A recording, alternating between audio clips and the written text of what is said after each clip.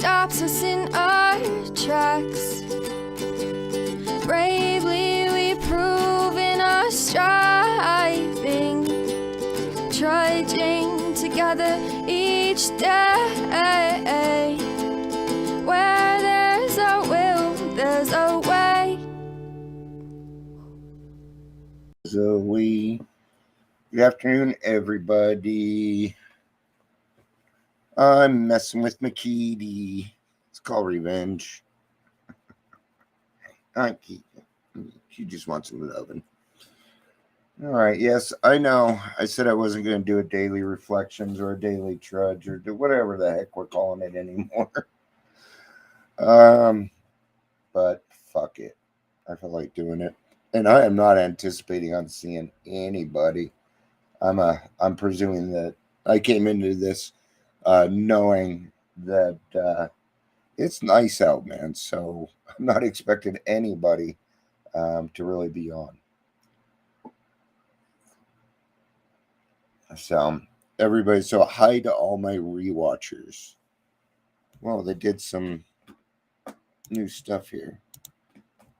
A ticker. I can add a ticker. Cool. All right. Well, welcome to the Daily Trudge. My name's Dion.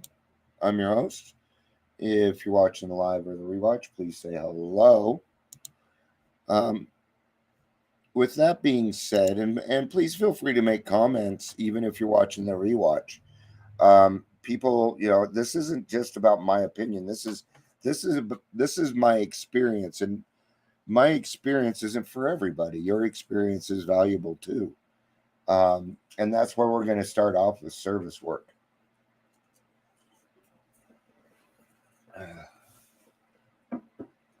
Nothing, absolutely nothing will save you from another drink as intensive work with other alcoholics. This work when all other things have failed. All other things have failed. Okay? We know now that when we're in trouble, right, the best thing to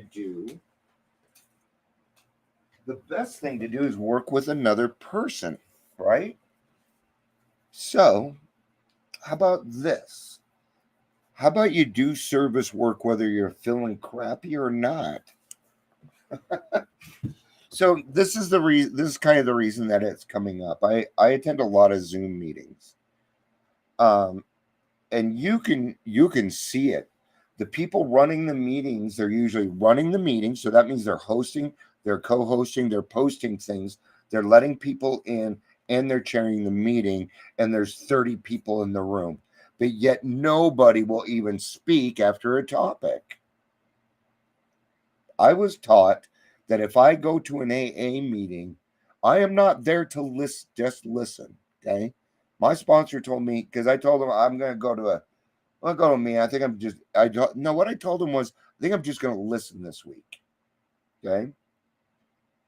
Right? Does it sound like a great plan? It wasn't. It was the wrong plan. He told me no. He said, Dion, if you're going to go to a meeting for you and you're just going to listen, don't even bother. Don't even bother. You're there. You're supposed to be there to help the new person or somebody, right? So now when I go to a meeting, even if I'm not a usual part of the meeting or I've never been to this meeting, I will still raise my hand.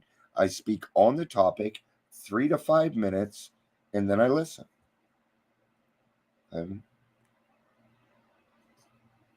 So what I'm asking is this. What I'm asking from people is this. It looks like we got some people on. If you could say hi, I would appreciate it, just so I know who's on. You're not required to either. I have the quietest following ever. I have thousands of people. I actually did a little bit of research, and I have a lot of people following me. They just don't say anything.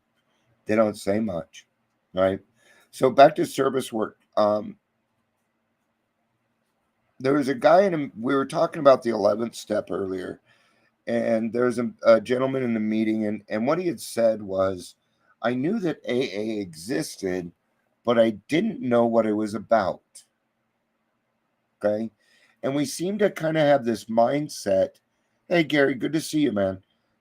We seem to have this mindset um, that people will just find AA. And our job, did you know this? That our job, it tells us in the big book to go to places.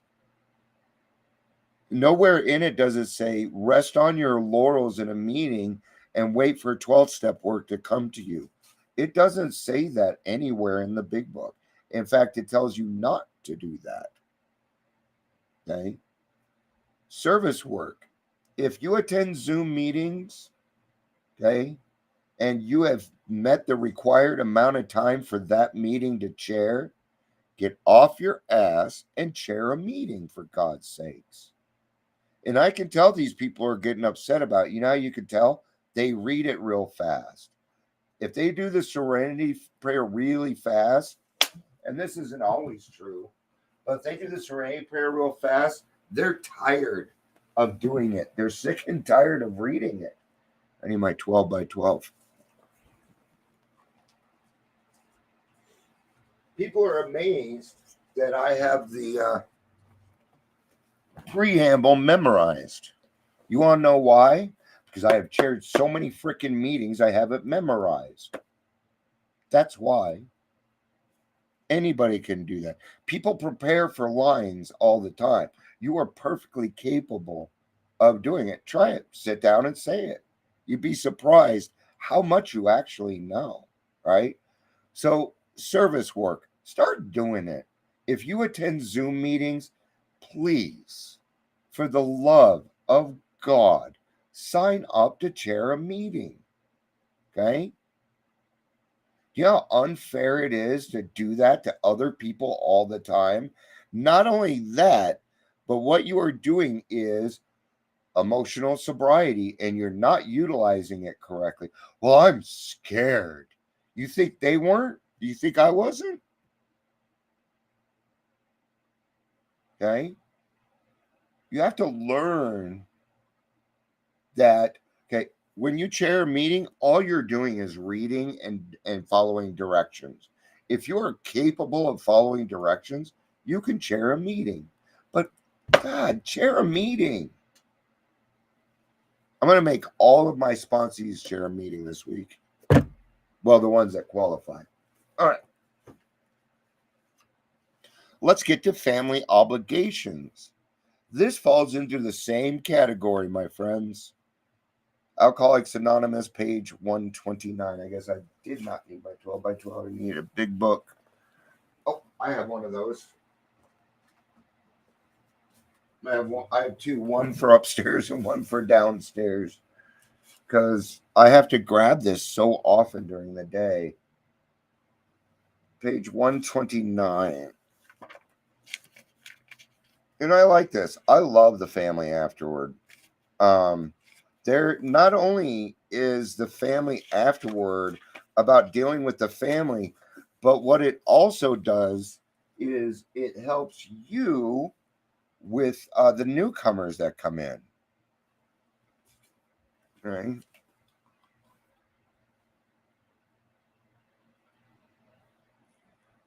All right. If I'm going to go back a little bit. Assume, on the other hand, that father has at the outset a stirring spiritual experience. All right, they're already talking about the spiritual experience. So it doesn't happen as often now. Well, I don't know. It's not like I keep, never mind. So sometimes people get the spiritual experience. Bam. I have a sponsee I'm working with right now who had that. He saw St. Francis in his room. It was actually a guy, but his name was Francis. It was weird the way the whole thing worked out, but it's beautiful, man. So sometimes a sudden experience can happen, and this might confuse a sponsor. This might confuse it. Okay, so as a sponsor, okay, maybe they had that spiritual experience. you might want to get them to the 4-step almost immediately, because what they have done is they have done steps 1, 2, and 3 like that. Okay. Doesn't mean that they don't need to review it or take a look at it. Okay. You still need to go through it. But with a sponsee like that, you might want to get them to the 4-step as quick as you can, because you're going to want to hold on to that spiritual experience for them. Overnight, as it were, he is a different man. He becomes a religion's enthusiast. That's not what I'm talking about. He is unable to focus on anything else. As soon as sobriety begins, he takes a matter of course. The family may look at their strange new dad with apprehension, then with irritation. So, hey, Chris, good to see you. Dion, Dioi. Do you guys know my last name, that my name spelled backwards is Noid, or avoid the Noid? So what they're talking about, oh, I don't care if you correct it, Chris. So what they're talking about here, I guess I was a little off, is sometimes people get it so fast that they can think of nothing else. Okay. So they want to go out there and start fixing everybody. And this is where a sponsor is going to have to come and say, whoa, and my sponsor had to do this with me a lot. No, Dion, you may not go open up another. I was new in sobriety. The answers were no. I wanted to do all sorts of things. Every week I was going to my sponsor with something new. And after a while, we'd just get in the car and he would say, no, Dion. Just no. Okay. Then after a little while, I got not yet. And now God usually says yes. So there's talk about spiritual matters morning, noon, and night. He may demand that the family find God in a hurry or exhibit amazing indifference to them and say he is above worldly considerations. He may tell mother, who has been religious all of her life, that she doesn't know what she's talking about, what it's all about, and that she had better get his brand of spirituality while there is yet time. Whew, I tell you right now, if your spouse is in Al-Anon and you do that, you are going to meet a boundary so strong, I'm going to laugh at you. I'm going to laugh at you because I've done it. I just told my brother-in-law, I said, hey, I don't know if you noticed, but I'm not head of our family. I'm not. My wife is. Does it matter? She's better at it than me. Okay? There's things that I'm better at taking care of than her. You know? So it is what it is. All right, when father takes his tack, the family may react unfavorably. And gee, could you wonder why? So my sponsor told me, he said, hey, you're going to go in, you're going to do the dishes. Okay? Stay out of the finances. Do not start directing the children. Do not do anything. If you do not know what to do, go ask your wife. She will let you know what you need to do. And it worked out great. It worked out perfect because he set me up to be doing my living amends with my wife. It was the one big thing I needed to take care of in the beginning. Okay.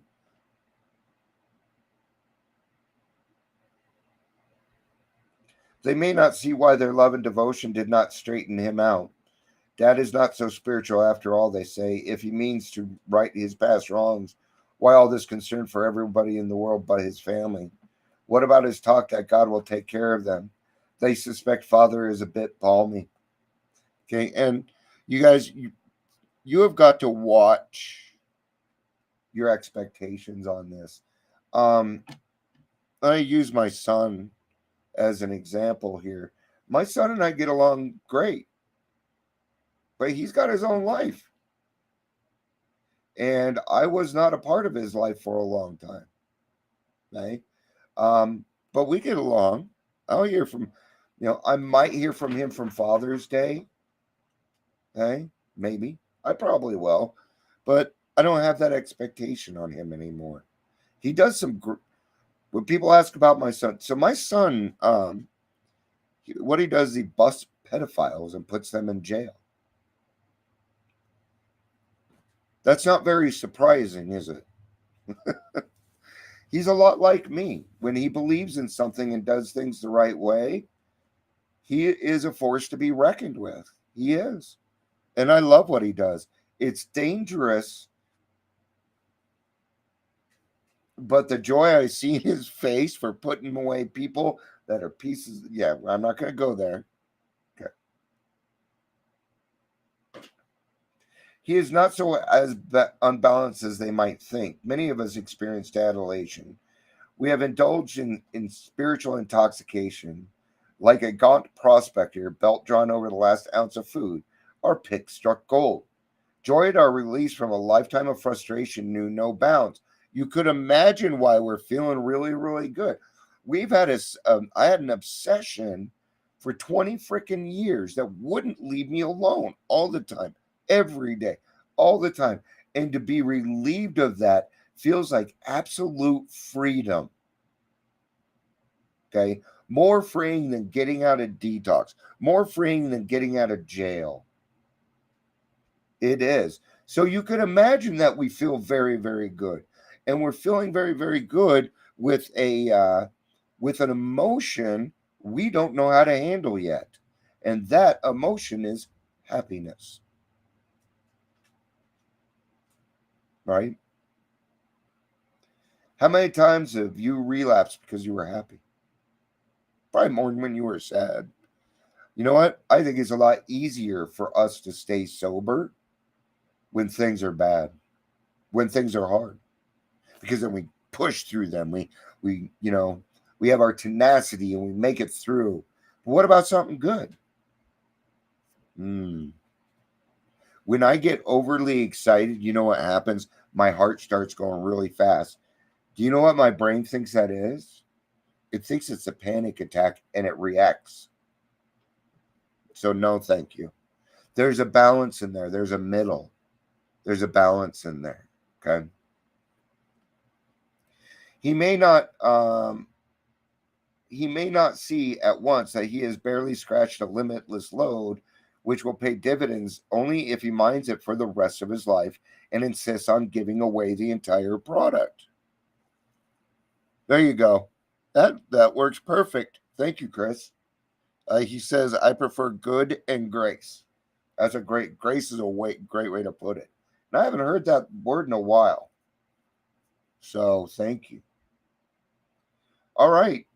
And here it is. So if the family cooperates, dad will soon see that he is suffering from a distortion of values.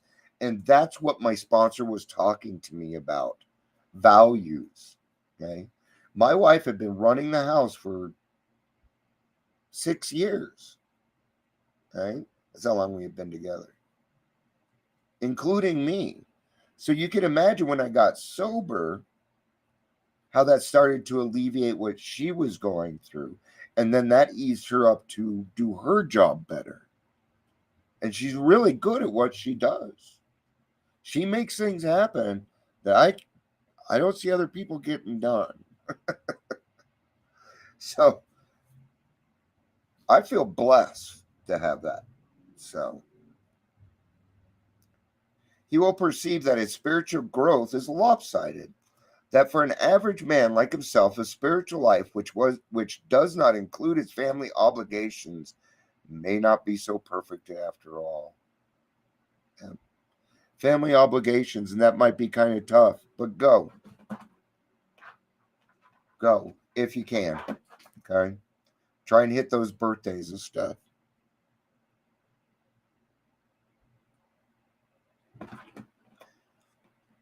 But now,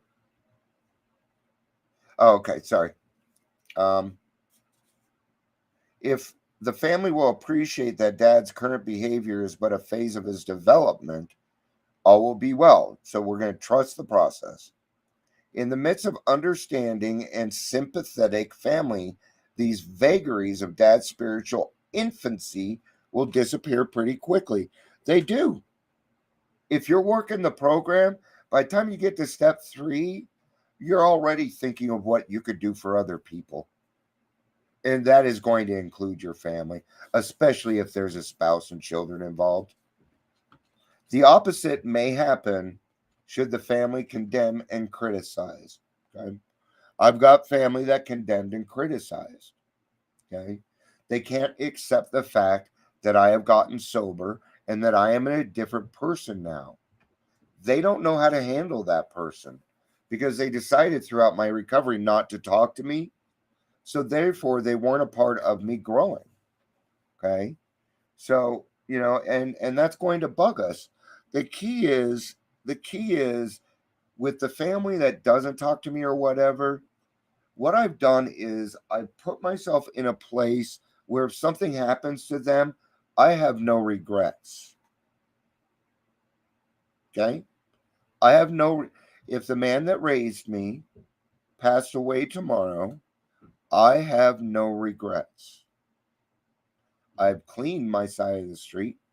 I did my night step with him. Right? Dad may feel for years his drinking has placed him on the wrong side of every argument, and it has. We have been wrong, wrong, wrong. And that's all we've been told. You're wrong. You're wrong. You're wrong. You're wrong. We get tired of that, and after a while, you get what's called the fuck it's. Fuck all of you. I'm gonna do what I want, right? That's when it gets really dangerous. Okay? But now that he has become a superior person with God on his side, I'm really glad that I kind of knew this when I first got in, that my higher power is mine. My wife has a different higher power. Okay? It is not the same as mine. She can handle problems differently than I do. Okay? Because she didn't put herself through hell. But if you feel like you're superior or better than somebody in your family, go tell that to your sponsor. If the family persists in criticism, this fallacy may take a still greater hold on father. Instead of treating the family as he should, he may retreat further into himself and feel he has spiritual justification for doing so. That's why we usually find that separating the alcoholic or addict from the family for a month is usually what's required. And here is why. Okay? Because we need to take this person and give them time to understand. Okay? But that's only half. The family. Oh, well, I wasn't the drinker. Right. Doesn't mean you're not spiritually sick. It's just that your addiction was the addict or the alcoholic. My wife's addiction was taking care of me. It was an addiction. There were codependency traits in there. And the thing is, even while we were going through it and doing it, we used to talk about it. She'd be like, "Am I being too codependent here?" And of course, I would tell her no because I'm an alcoholic, but she was trying to figure it out. So I'm glad that she went back to Al-Anon and, got some of that stuff. Let's see what the Reflections has to say about it.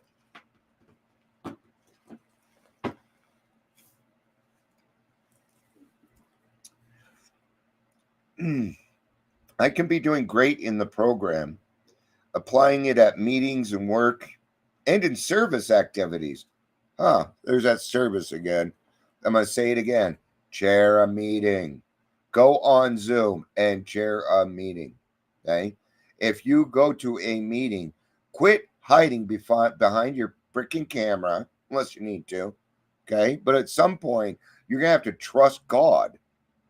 Okay? Chair a meeting. I kind of got into it with a couple of people earlier about that stuff, and he got kind of upset. And I told him, "I hear what you're saying. Don't you take it out on me." Okay?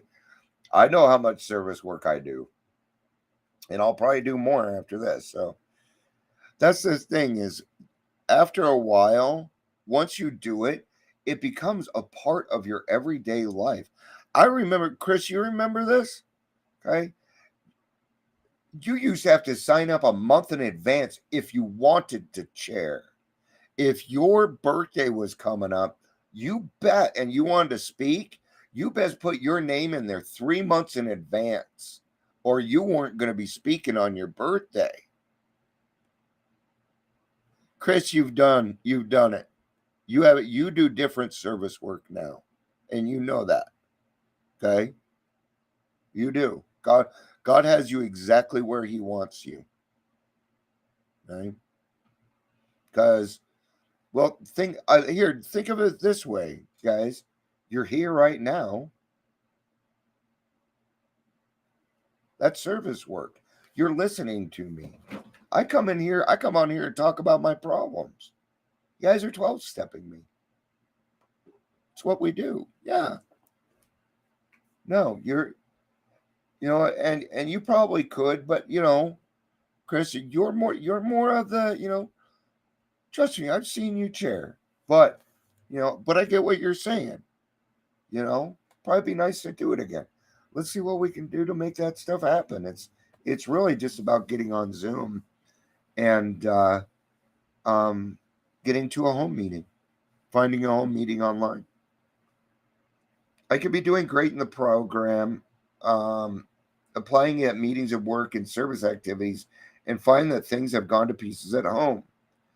I expect, there's the problem, my loved ones to understand, but they cannot. They're not going to be able to understand, people. My wife used to tell me, she said, I don't really want to, but sometimes I wonder what it's like to be an alcoholic so I can understand and help you better. Do you hear the empathy in that? Okay. Thanks. I feel like I'm sane.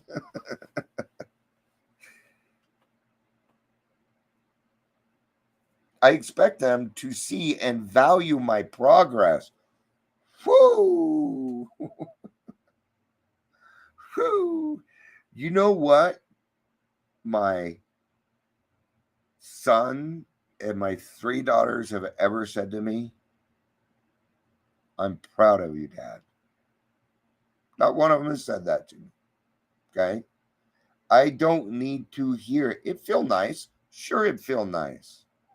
But the fact that they even show up to what I do now, okay, proof is in the pudding. Proof is in the pudding.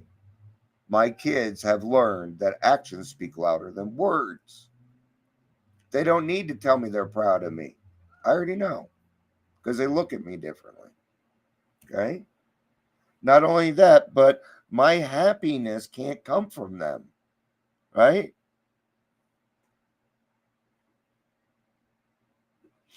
And Chris, you are absolutely right. I'm a recovered alcoholic.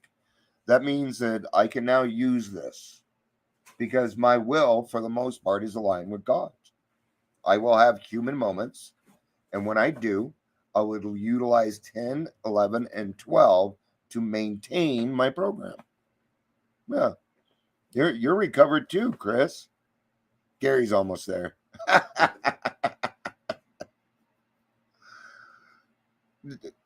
That's not on you though, Chris. So when I'm around them, am I irritable or boring? Are my amends a mumbled sorry, or do they take a form of patience and tolerance?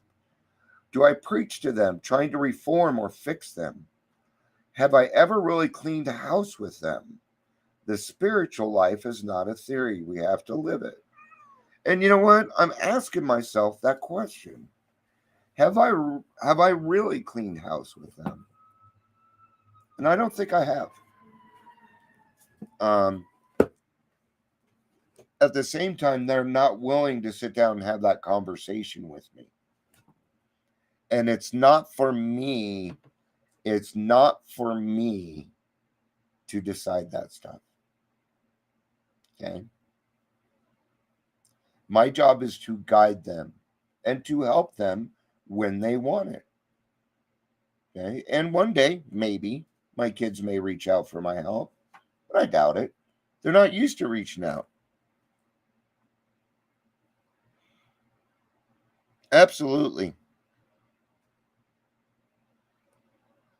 Taking notes. It says Facebook user, so I'm not sure who it is. But if you're taking notes, I can talk a little bit slower. So let's kind of cover this. Yeah, that's absolutely it, Chris. And I can rely on God. So see how we can fix those problems without having to get into a lot of things. So let's kind of redo what I went over and do the short version here. Service work, share meetings. That's what we were talking about. A lot of these Zoom people are getting tired of being the only one doing it. Oh, hi, Robin. Good to see you. Robin's one of my sis. My sister was your sponsor, right? You know what? I've never met my sister. So tell her I said hi. She's a lot like me, I'm presuming. So, so yes, we were covering what we talked about. So, chair meetings, service work is okay. Let's put it this way: a chair, grand sponsor. Okay, perfect. A chair has three legs, right? Let's say a chair has three legs. You're on a stool. You take away a leg, what happens? So if you're not doing service work, what we call that is precarious. That means you are testing the waters. And half measures, my friends, will avail you nothing. I don't quite feel right. You're not, I'm doing my steps. I'm going to meetings. But are you helping others? There's three parts to that. One is your own recovery, one is the fellowship, and one is service work. Okay? Then we were talking about family obligations. Okay?